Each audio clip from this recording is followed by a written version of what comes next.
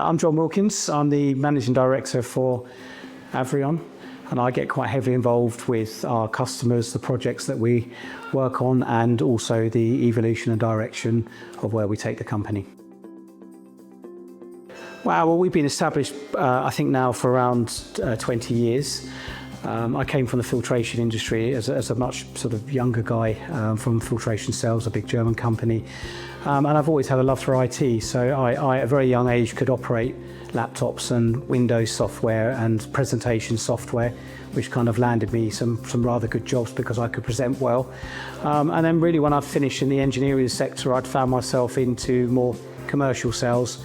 So I started life off in the software world, really being involved with accounting software and selling and managing those type of solutions. What got me into Avrion is a type of software called CRM. So back in the early 2000s, CRM software was quite in its infancy, and this was really software all about contact management and helping sales forces track all the work they do. And that kind of, to be frank, at my age, that blew me away compared to selling and working with accounting software. It was really quite, interesting, and that's really where my interest in software and software development and integration of solutions really started. So yeah, many years ago.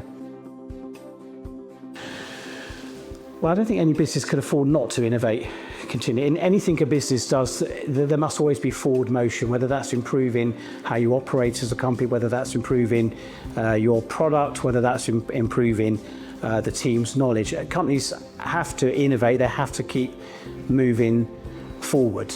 And at different paces, not everybody would want to innovate at the pace of certain companies. So if you take tech companies, they move at really high pace, but that doesn't mean every company should move at that pace. So the question I would pose is, if you don't innovate, you become non-relevant in X months or years or decades. And typically that's where companies struggle or ultimately lose out. Web portals. So web portals, if you see them as a consumer, perhaps you might log into your utility company or your gas company or your electricity company, where you can see usage and things you're doing with energy, see your bills, find ways to save money. That's a great example of a consumer web portal. Really in a business-to-business environment where we have customers who are serving lots of other businesses as their customers, it's the same concept. So web portals really allow customers to self-serve the information that they would otherwise have to contact you directly for. So it's quicker for the customer. You can give them much richer information. You can advertise to them whilst they're on the portal, and also whilst the customer is doing that, it's saving them time.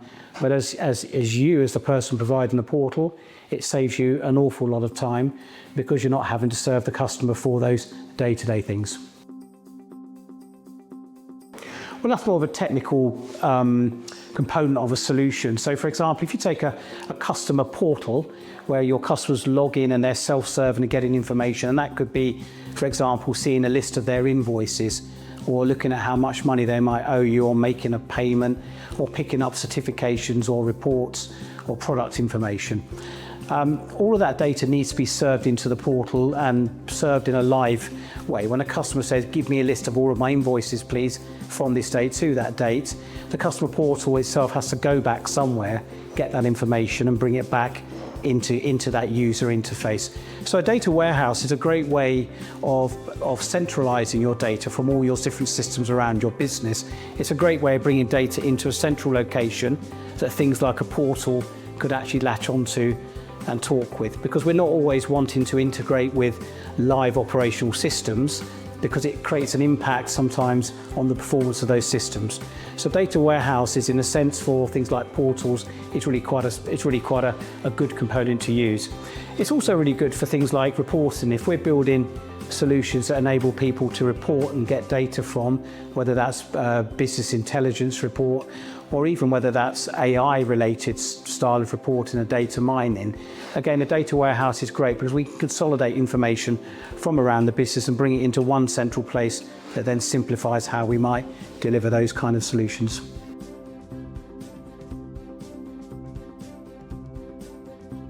Well, custom connectors is really, in essence, it's a type of integration.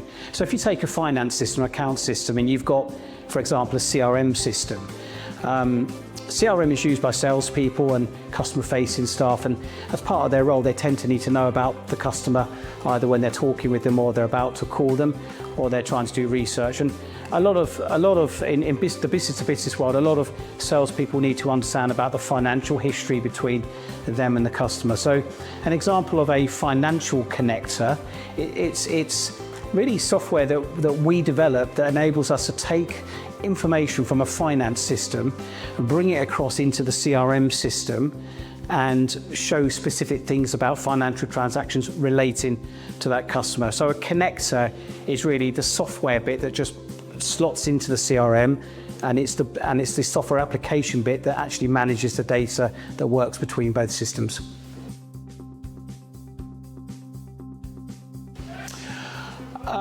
Well, the best tip is to work in a process-orientated way to start with. So streamlining processes, really, as a user of technology, really you should be looking at things that you do in a very highly repetitive way. So things that you do many times per day, that really create fatigue in workforce, and it really is a time waster. So if you were to streamline things that technology could easily replicate, you save yourself time, which does two things. It gives you more time to do other things, and it also creates a happier workforce because you're not doing mundane things. So simple things like getting invoices sent to customers. You wouldn't really want to print them all off manually, pop them into envelopes, and you really wouldn't want to create them as documents and attach them to emails and send them.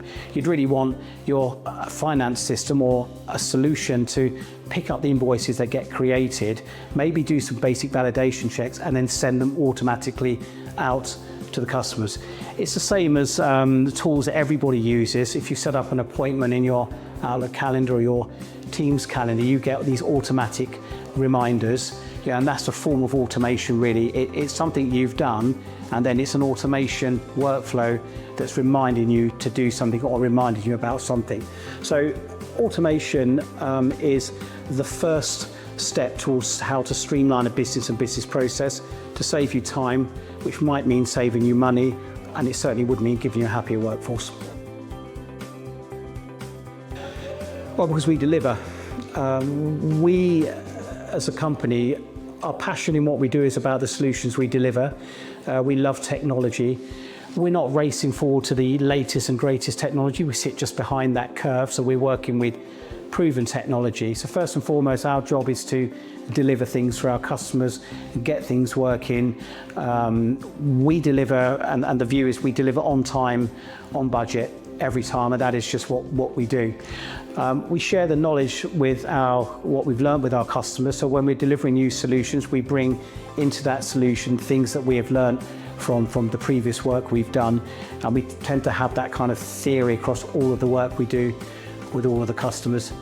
I think why our customers like working with us is our team is just highly engaging.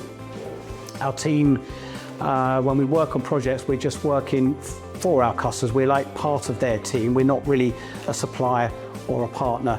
So we're quite used to getting our hands dirty, rolling up our sleeves and actually delivering things that really add value to what our customers really want. Wow, we do so many, it's quite hard. Working with some of our larger clients, some of our global clients with very strong brand name clients, impactful in that we've learned so much from them. So when we're building, for example, a CRM solution that might be highly integrated with back office systems, really, the fun in this is we get paid to do something we actually enjoy, and the learning curves we go through on some of the projects are quite high and therefore rewarding. We learn from our customers how things need to be done in relation to how their business operates, and that's what I'd say is quite highly rewarding. And I think really for everything we do, whether it's a CRM system or a software application we're building, one of the biggest satisfactions I get is when we visit our customer, we go to their offices or we're talking to their teams. It's great to see the software we've produced or the software we've we've purchased and we've developed and integrated. It's great to see that being used, by tens of people, hundreds of people across the business. So they're for me the kind of rewards, and just seeing that that it works really well for our customers. So Avrion, to a customer, we're a company we're a highly innovative company, always looking forward, pressing forward. We deliver what we say, we do what we say, and we are technical partners for our customers. We work with our customers long term, and we evolve with them long term, and we're forever trying to push the boundaries with them so that they can leverage and get the most out of technology. To us, everything's about value for money. You can spend a lot of money in technology and get nowhere. You can spend a lot of money in technology and get some quite big rewards, but the question is it value for money? So what we try and focus on is delivering things that people can say, yes, that's worked for us, and actually that was such good value to how we acquired it, and it was such fun of actually how we did it with you. That is really what Avrion is all about, and that's why many of our customers have worked with us for 15, 20 years now.